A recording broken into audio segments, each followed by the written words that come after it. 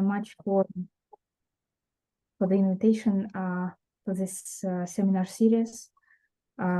So I'll be talking about non-perturbative gravity and its implications for different backgrounds. So this is some fun slide about life of the action of four-dimensional non-perturbative gravity, which will be my generic setup during my talk. So assume that this kind of action is the most general action for gravity, and it's defined on top of the flat space. Then we can consider what happens with this section and what are the effects appearing on top of the theta space, and what are the implications for black hole backgrounds. And this section is basically something proposed, for example, in one of the papers of Frank Soresik and others, named finite quantum gravity amplitudes, no strings attached. So it's a kind of proposal to have a field theory description of gravity through action containing form factors, through action for gravity which contain form factors, functions of the Lambertian operator. So let me briefly review the possible approaches to non-perturbative gravity. Imagine that we can build some description of gravity as a whole quantum theory in terms of the action of some four-dimensional action. Of course, it cannot work, but we can try and see what are the consequences. And then the action written here is the quantum effective action determining the graviton propagator. And there are no other contributions to graviton propagator which are possible to write in theory which has general covariance. This statement is kind of not very difficult to see in the flat space, because if you add some terms which are cubic in curvatures or Quartichan curvatures, then they will not contain any. They will not have any contribution to the propagator part of the graviton. So this the contribution to the propagator is restricted by only quadratic terms with the form factors. That's why I'll be dealing mostly with this main part, assuming that interaction terms, which can also in general contain some form factors, should be somehow suppressed and do not affect too much the dynamics of the theory. This is an additional assumption which allows to do many things, because otherwise it's becoming overcomplicated. Functions of the Lambertian are unknown parameters, but there are certain consistency requirements for theory of gravity. In a healthy theory of gravity, we expect that there should be no ghosts, and general relativity should be the low energy limit. So these terms should be some, after expanding all these functions in the Taylor series, you should get back GR in the low energy limit and the small curvature limit. Also, we want unitary scattering amplitudes, no causality violations, and maybe some other conditions which we still haven't realized that they must be satisfied. At some point, of course, we can. There is a possibility to notice that all these conditions just cannot be satisfied in a theory written in the form of the section. Then probably it means the proposal doesn't work and there should be something else. But so far, there are many things to study in this framework. So how can we, where we get these form factors, and how can we compute these functions which actually do determine the theory? In principle, if we consider perturbative quantum gravity and effective field theory of gravity, This is an approach limited to relatively low energies, which stops working after a certain cutoff scale. But even EFT of gravity Lagrangian can be brought to this particular Lagrangian by means of several field redefinitions, and that's a statement that guarantees that the only contribution to the flat space graviton propagator is given by quadratic and curvature terms. Of course, I have to mention asymptotic safety program and functional renormalization group computations. There are just a few papers which I mentioned here. I'm sorry for not mentioning many others. There are like an order of magnitude more interesting papers in this direction.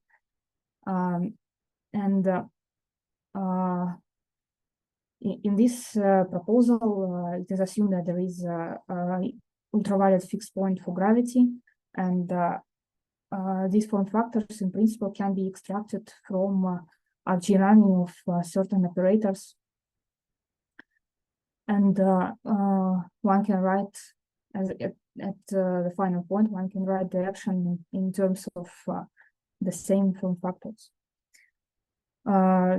Also, another non-perturbative approach to gravity could be reconstruction of graviton scattering amplitudes from unitarity and analyticity. Normally it's referred to as a bootstrap program. Here are also a couple of papers with very limited attempts to make it, because the problem is in general very complicated, and especially it is complicated in 4 dimensions because of properties of scattering through graviton and Legendre polynomials. Many bootstrap techniques just don't work in 4 dimensions. In this particular paper of Andrew Tolley and Claudia Deram, there are some conclusions about the form of graviton scattering taken just from analyticity, from assumption of locality of UV completion of gravity, and this will also allows to get certain conclusions about the form of the amplitude, the graviton scattering in high energy. Another approach is what I've been working on in collaboration with several people, mainly with Alexei Koshelev, and also have one paper written with Alexei Starobinsky, analytic infinite derivative gravity, which is gravity where the 3-level bare action is written already as in this non-local form, essentially non-local form, and then once we allow to have infinite derivatives in the 3-level action, we have a freedom to avoid while ghost, to appearance of the while ghost, and getting some unitary theory on top of flat space. And also the propagator of graviton can be adjusted in such a way that it's renormalizable by means of power counting. But proper computation of loop corrections is not yet done. It's just some only power counting arguments about the possibility to have it renormalizable under certain conditions on form factors. And of course, these are just some approaches which I mentioned, but there could be much more. So let us consider first the theta background and what kind of stuff is happening there. This action on top of maximally symmetric spaces, including the theta, actually one of these terms can be reduced to other 2 terms when we consider only the propagator. So one of these terms is describing only interactions, but not it can be reduced to 2 others when we are asking a question about the propagator only. The theory can be fixed as ghost-free on top of flat space. So these 2 form factors can be tuned in such a way that there is only a graviton propagating on top of flat space. But when we move from flat space to some other background, some non-zero curvature, and the simplest way is to consider what's happening on top of the Sitter space, then then it's becoming difficult to make this theory having only the second order equations of motion on top of arbitrary backgrounds. On top of the Sitter space, the theory can be also written in the similar form, but with a little bit different curvature-dependent form factors, which I'll discuss later. So in general, deviation from flat space leads to emergence of infinite number of states, and most of these states apparently must have complex masses, which I'll show here. So this happens because imagine I define this section like it's written here on top of flat space, and imagine it leads to some UV complete gravitational theory after computing loops. Then, or it is already, it represents non-perturbative action for gravity, that is propagator part. Then, when I go to the Sitter space, I have some somewhat different action dependent on the curvature of the Sitter, but still it can be brought to the same form where there are only quadratic in curvature terms. Then the propagator of tensor mode of graviton will have this form, this particular form. And in addition, the propagator of graviton contain only the form factor standing with Weyl tensors, but it doesn't contain a far part of the propagator. And on top of the Sitter space, it gets modified and becomes a propagator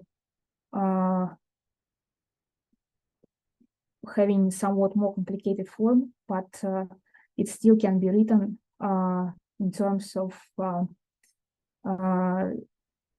through initial form factors. And this hard work was done by my collaborator, Alexey Koshelev, in a paper written several years ago for completely different purposes, but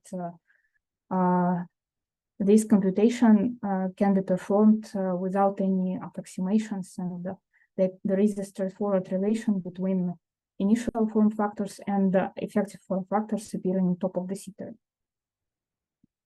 So on top of flat space, the Sitter on top of flat space, the ghost-free condition would mean that you must have form factor FW assume for the beginning. Let's assume that these functions are analytic functions, and then the propagator, the form factor of W should be a function related to some entire function through exponent -1.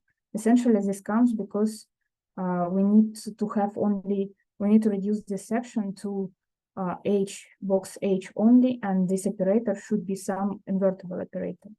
This is possible only if the operator is an exponent of entire function, which means that entire function is a recall that an entire function is a function without poles, and exponent of entire function in addition is the only choice to have some function which doesn't have zeros. So this part has no zeros and no poles, and that's what we want from the propagator in ghost-free theory. So after fixing the propagator to be ghost-free, which means that it must have this form, we go to the Sitter space and just substituting this FW here, we obtain, and then we can ask a question: what are the poles of this new propagator on the Sitter? So, and then everything is reduced to this algebraic equation with a certain unknown entire function, but sigma can be either polynomial or some regular function of that.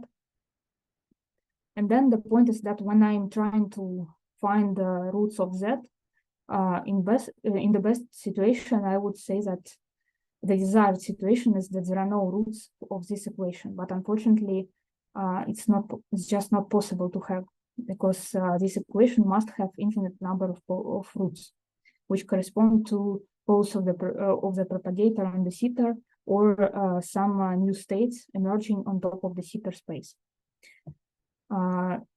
This happens because I have to, in order to solve this equation, I need to take logarithm, and then I have some entire function, presumably polynomial function, which is equal to log plus this very important part, which means that I have to add all when I'm asking a question about all poles and all roots, I have to add this 2 pi n factor, where n is arbitrary integer number. And this leads to the fact that there are infinite number complex conjugate poles of propagator and the seeker, which correspond to infinite number of complex mass states on top of the seeker. We've been thinking for a while, what's the meaning of that, and is it a pathology of any non-local gravity or any proposal of gravity? But then we found that it's not obligatory a pathology, because there is still room for these fields with complex masses to be classically stable on top of the seeker space. Certainly, if there are fields with complex masses on top of flat space, it's a pathology. It's instability appearing already at the classical level. But on top of the seeker space, the situation is changing, and some imaginary part of the field is still allowed in such a way that imaginary part. So we derived a very simple stability condition that imaginary part of the field has to be smaller than this 3 square root of Hubble parameter of the seeker space, which is related to curvature of the seeker multiplied by real part of the mass. So essentially, if these poles are living inside of this parabola, which depends on the curvature of the seeker, these states are safe, and they don't lead to, at least in the first approximation, they don't lead to any problems, because they still so later I will consider how these fields will affect phenomenology of inflation, but in general, there is no clear pathology because these fields are behaving well. They don't diverge on when we are moving to the boundary of the seeker. So how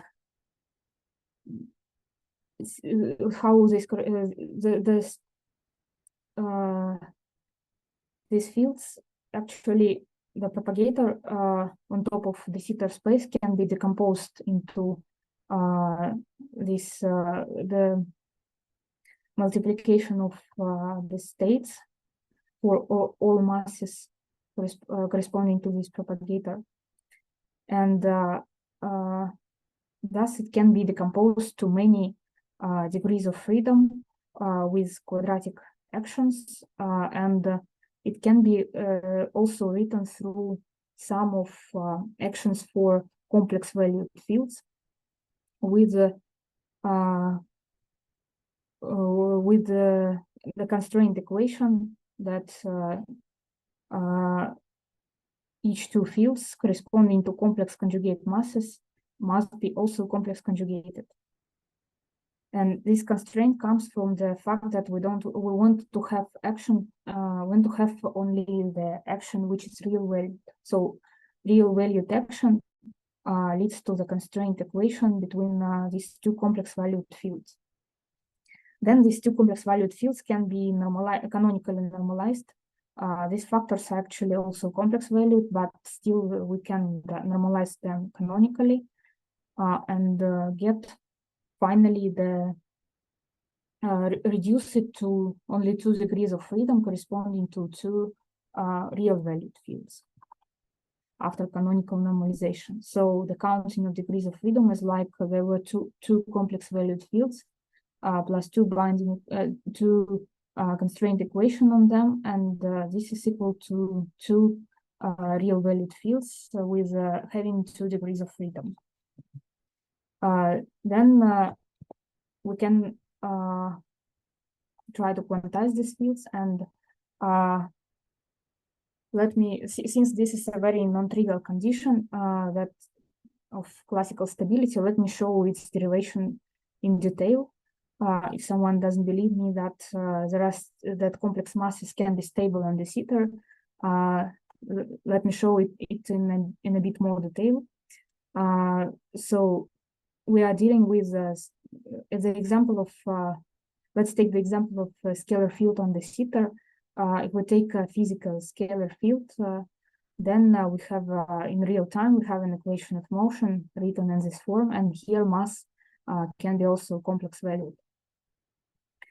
But in the ether, canonically normalized field is actually a scale factor multiplied by this field phi, or with conformal time definition, it's phi over h eta.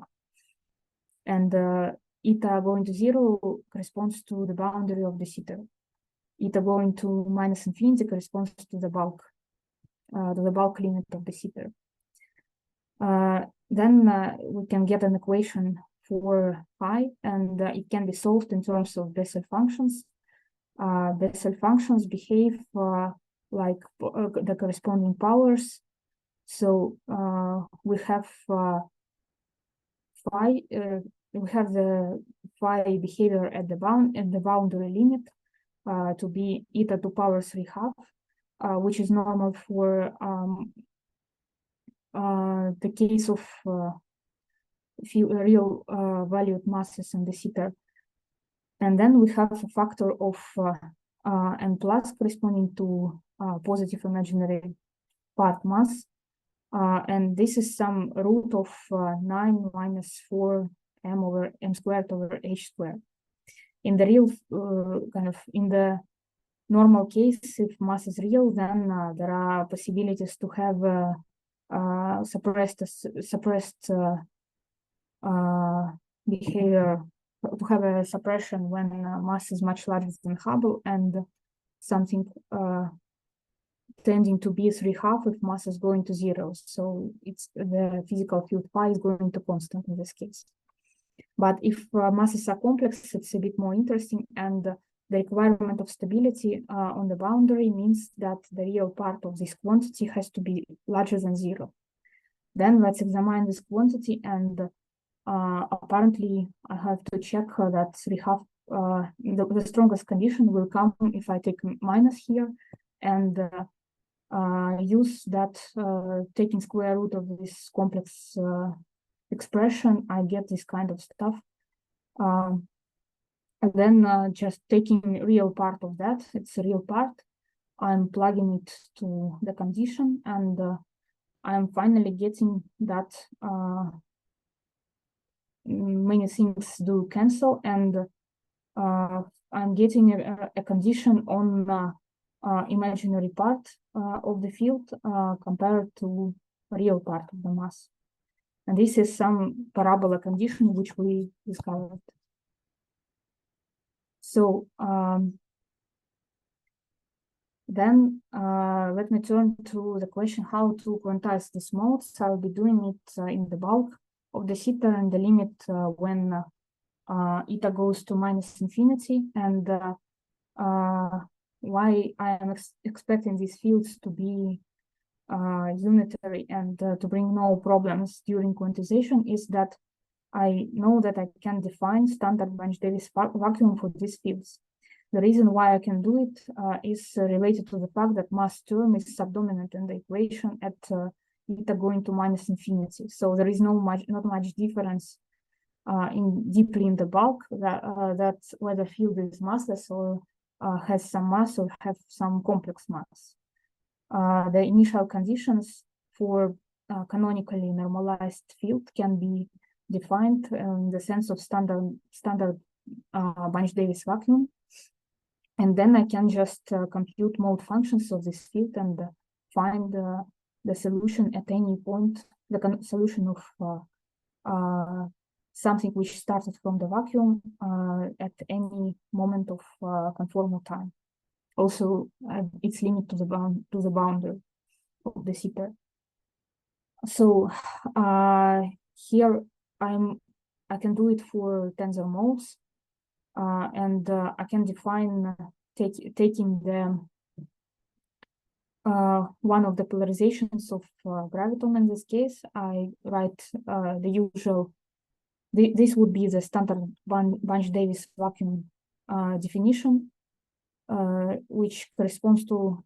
So here I write my field through mode functions and the operator of creation and annihilation.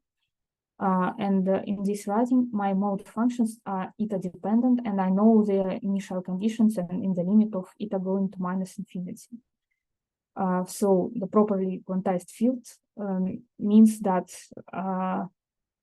in the limit of eta going to minus infinity, I must have exponent of ik eta, and this determines me the solution to equation of motion, to this equation, with this particular mode function with Bessels of certain order and certain coefficients everywhere. And then I can also find the mode function for the field with negative complex mass, and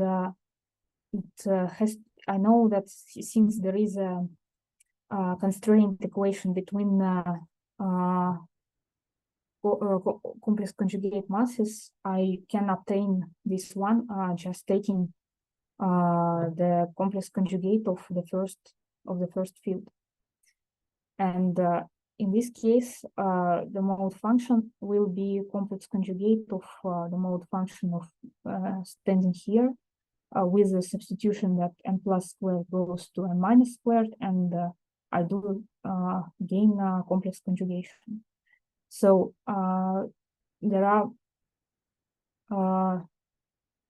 two modes for each couple of complex conjugate poles, and when I'll be further computing their contribution to tensor power spectrum, I have to take a sum of these two modes, and finally these creation and annihilation operators are the same for each mode. So finally I'll get a sum of this mode and this mode in the power as contributing to the power spectrum. So let me make a remark about relation of all of that to some things which are known about unitary representations in the zeta, which was, for a while, it was a puzzle for me why we're getting some classically stable states in the zeta, but there is no equivalent in the list of unitary representations in the zeta. So this is kind of a list of these known unitary representations. I took it from recent work by Joao Penedones and others. It was just very nicely reviewed in this paper. So recall that there are principal series on top of the zeta, and delta actually can be thought as a power of as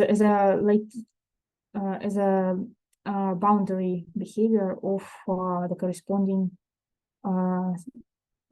scalar mode.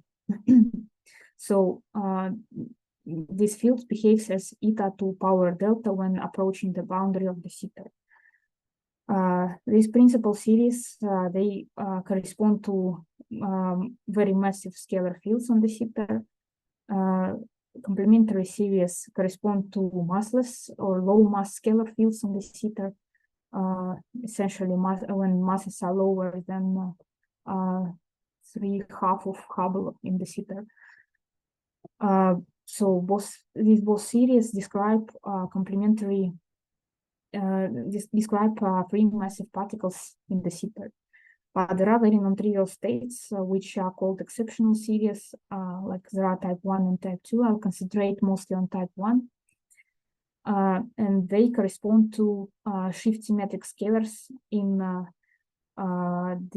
embedding space of de Sitter.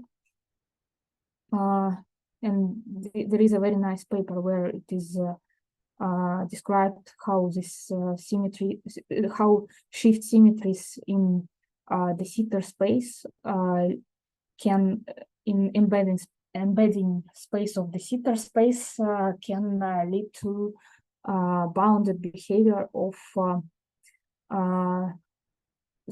actually, basically, this corresponds to tachyon fields, and several tachyonic fields in de Sitter space can be stable, but they must have very certain masses, like some discrete set of masses of tachyons can be stable because it corresponds to some discrete symmetries, and apparently the solutions for these fields go along the isometries of de Sitter. For this reason, they are proved to be also unitary representations. So no complex masses are mentioned in this list, and for a while I've been thinking where are these states if they really correspond to some unitary representations. And the way of solving this question would be to ask a question whether they can be expanded in terms of unitary representations, in terms of functions of describing unitary representations, essentially Bessels of certain order. So it's a mathematical problem whether complex order Bessels can be represented as a series of any Bessels corresponding to these representations. And recently we found that it seems that complex order Bessels can be represented as formal series of type 1 exceptional representations of tachyonic shift symmetric fields. This is my ongoing work in collaboration with Alexei Koshelev and his student. We are trying to understand better when these formal series can be convergent in the sense of distribution, and what's the real meaning of all of these relations. So let me comment a bit on what's happening if we want to consider not entire functions in the action, but to extend the consideration to non-perturbative action, where we know that the propagator on top of flat space must have a certain analytic structure, and it must contain some branch cut, which means that it's not an entire function anymore, and all the consideration related to that should be done again for functions with a branch cut.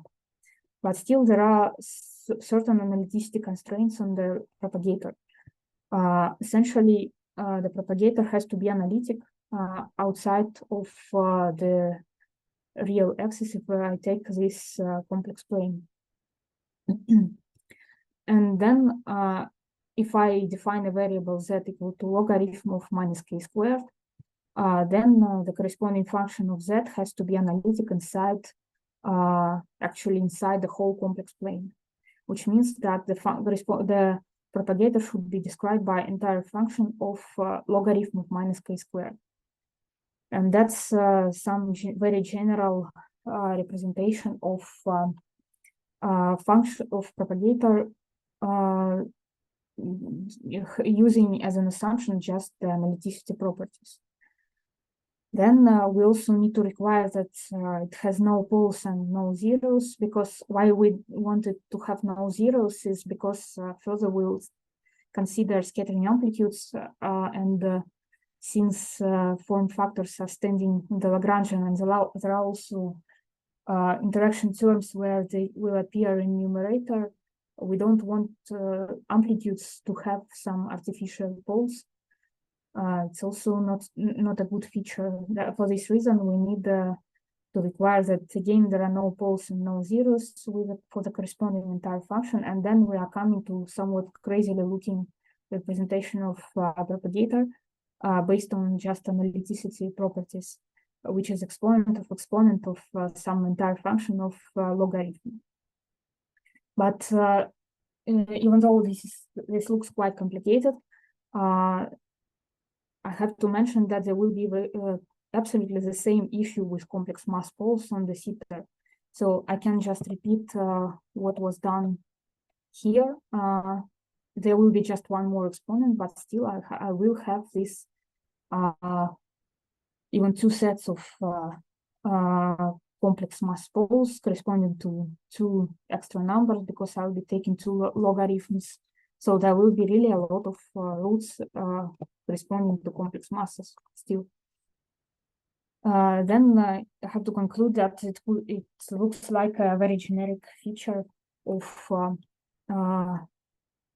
gravity written in terms of action in 4 dimensions, that there on top of at least the theta background, there will be infinite number of complex mass states.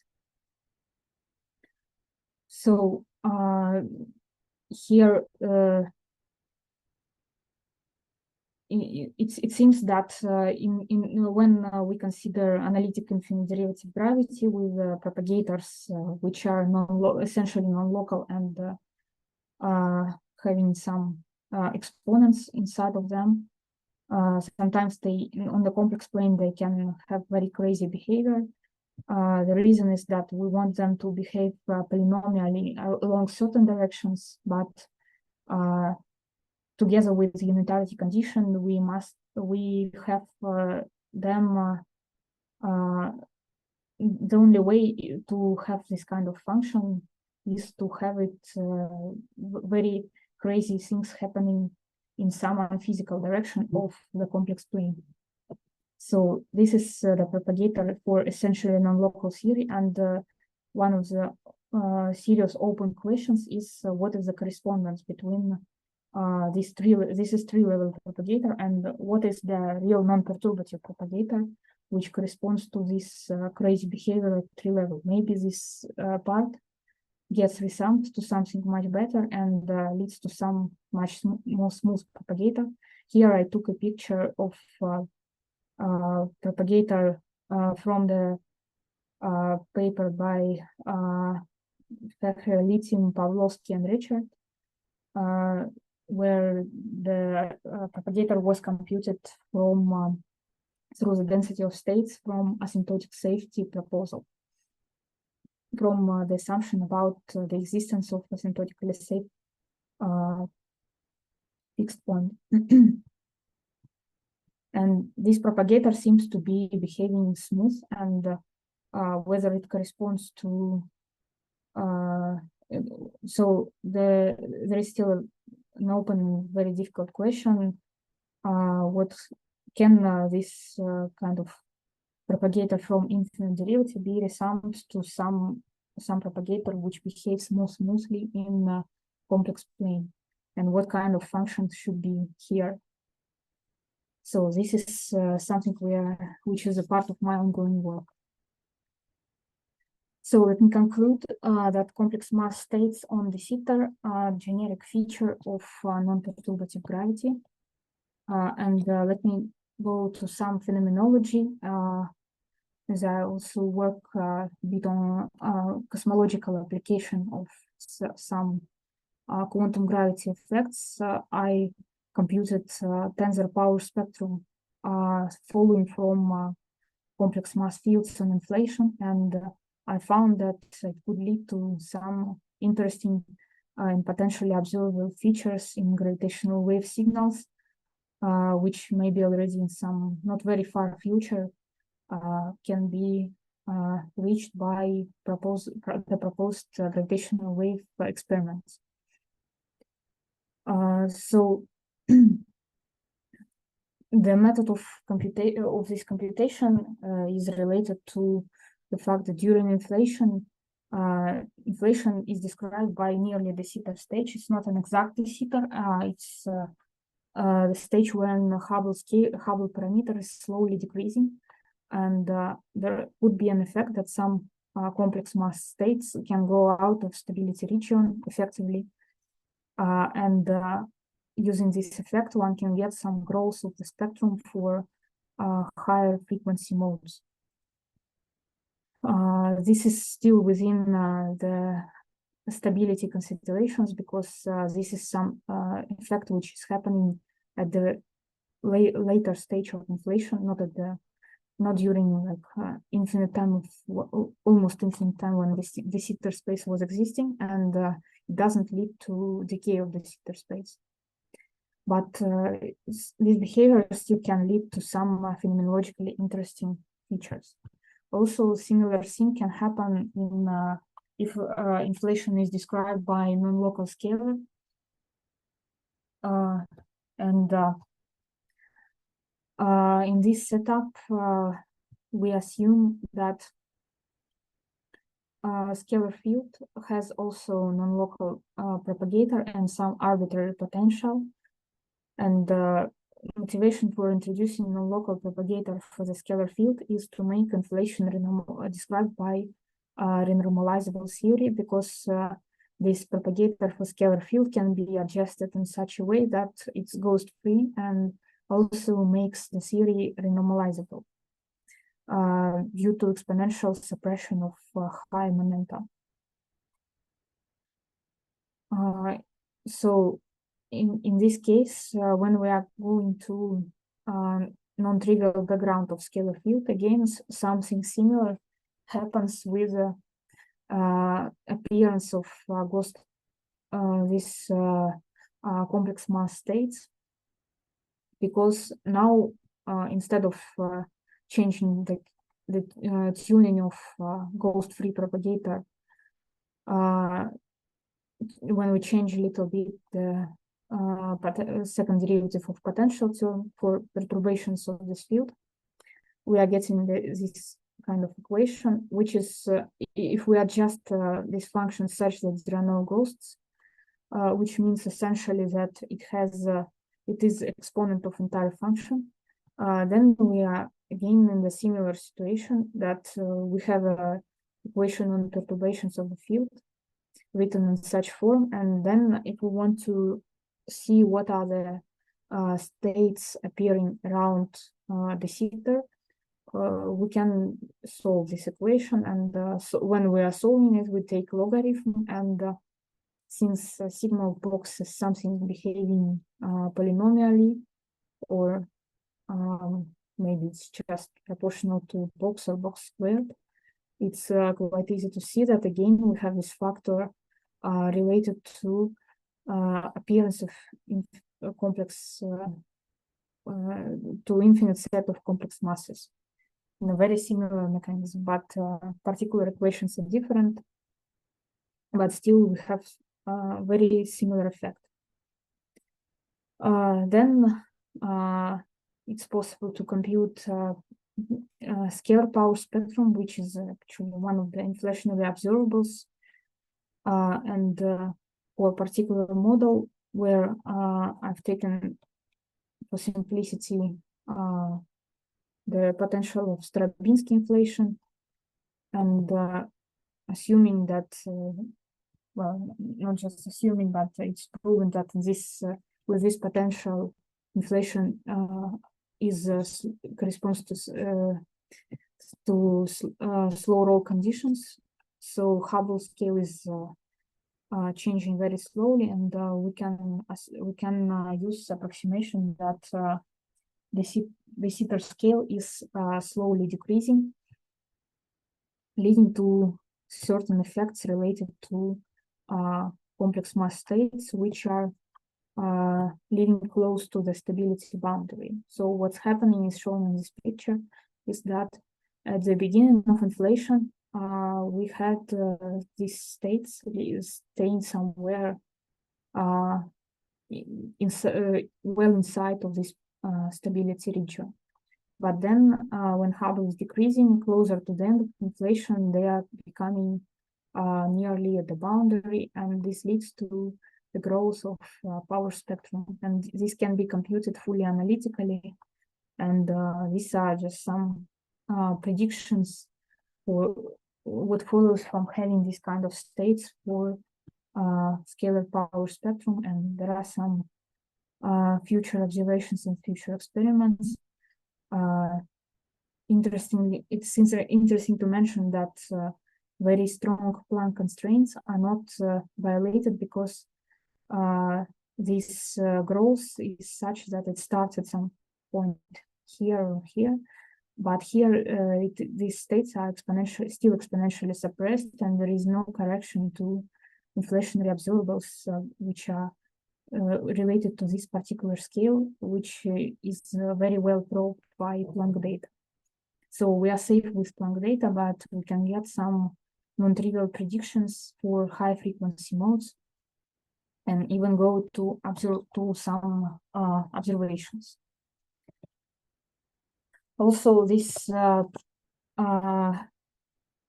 power spectrum, which is scalar power spectrum, which is increasing at higher momenta, can cause so-called secondary gravitational waves through scalar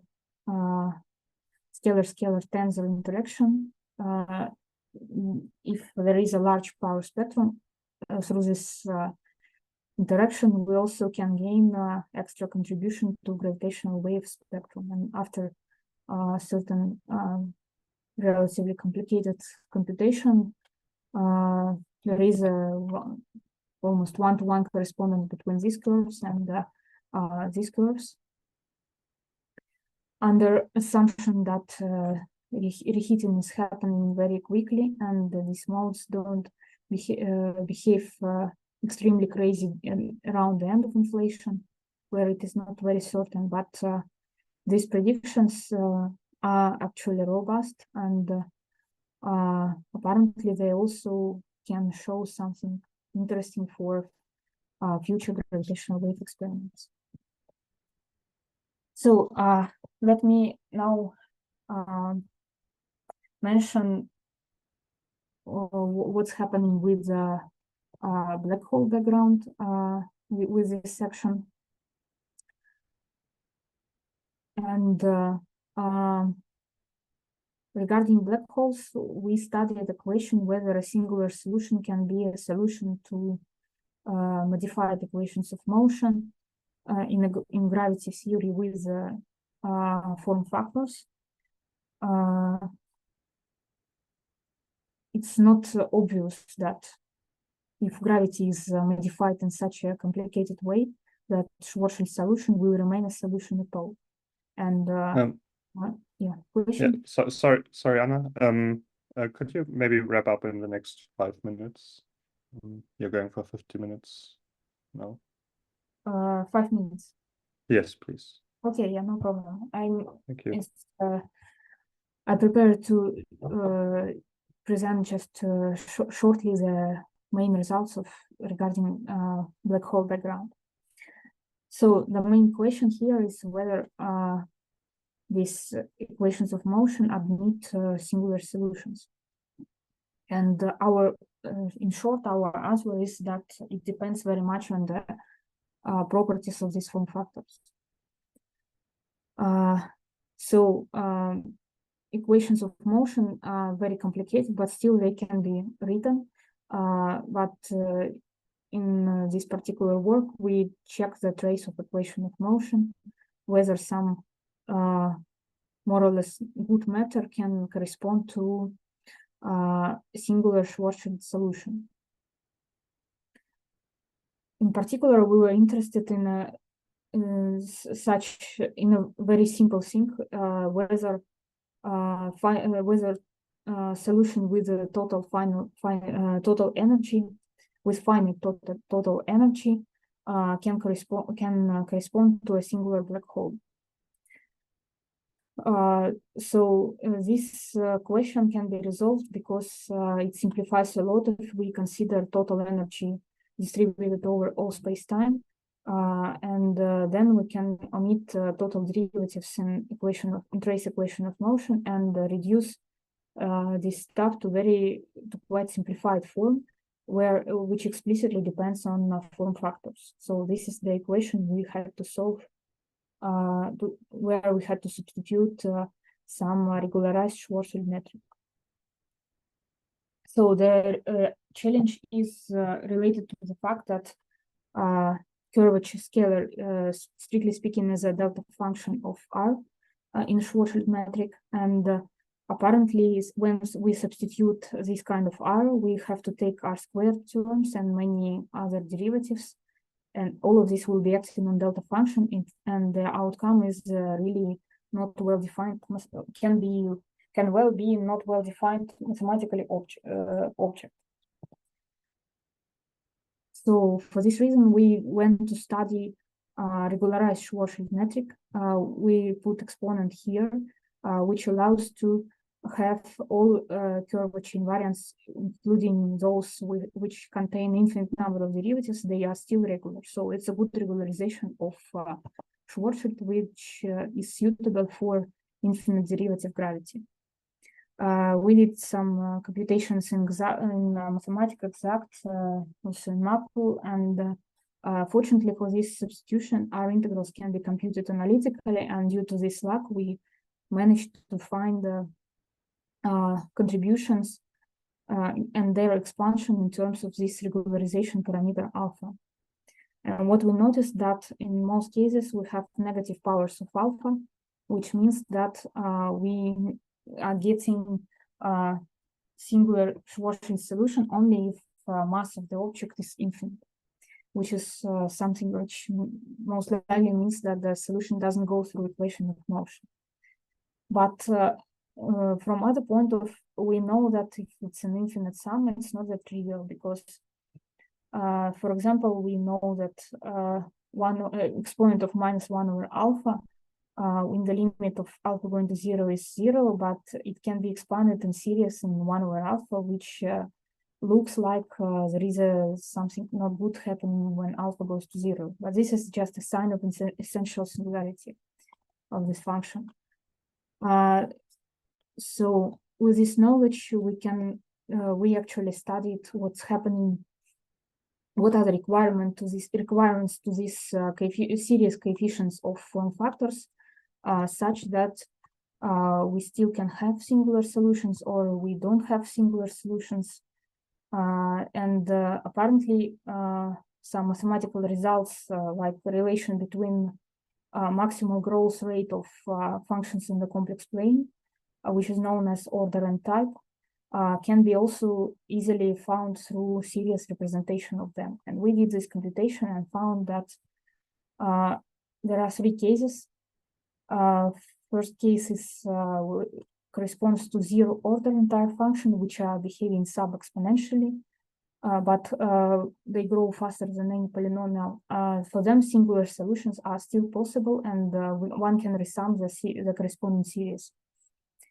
There is a gap between form factors behaving like between entire functions and exponent of, for some reason we got a box to power 3/2, which in this range convergence of the series depend on regularization. So there are regularizations which still allow to have finite mass singular solutions, and but if form factors are essentially non-local and grow faster than exponent of box to 3/2, we are certain about our conclusion that singularity is not allowed, and in non-local gravity, there are no singular solutions, singular spherical symmetric solutions for black holes. That's our result. But this essentially depends on what kind of behavior on the complex plane form factors show. So let me come to conclusions. There are many different proposals formulating non-perturbative gravity, but for graviton two-point functions, all of them lead to the same effective action, which is quadratic, and it can contain functions of the Landretian operators with certain properties. So we noticed that for both black holes and cosmology, this two-point function is likely to be the leading contribution to the observables. It can be explicitly checked for the story with black holes, that extra terms with 3 which are corresponding to couplings, 3-point and 4-point. They are not affecting much the conclusion. So the leading contribution is related to propagator behavior. Not all effective actions for gravity are compatible with singular black hole solutions, and this can be a resolution of singularity problem of black holes in non-local gravity, or it seems to be just a very curious and interesting result, which can be easily extended to not only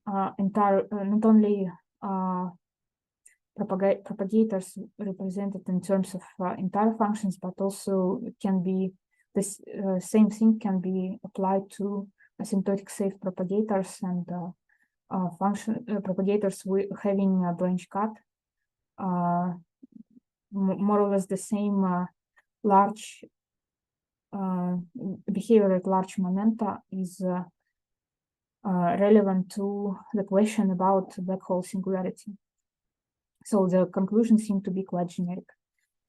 On the theta, we have a presence of complex mass states emerging on top of a background, and it seems to be very hard to avoid appearance of the states.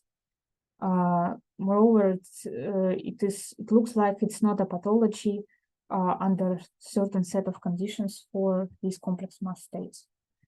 They can affect also scalar and tensor power spectrum generated during inflation and contribute to stochastic gravitational wave background, so they can lead to something really observable in the nearest future. Thank you for your attention. Right. Thank you, Anna, for the nice talk.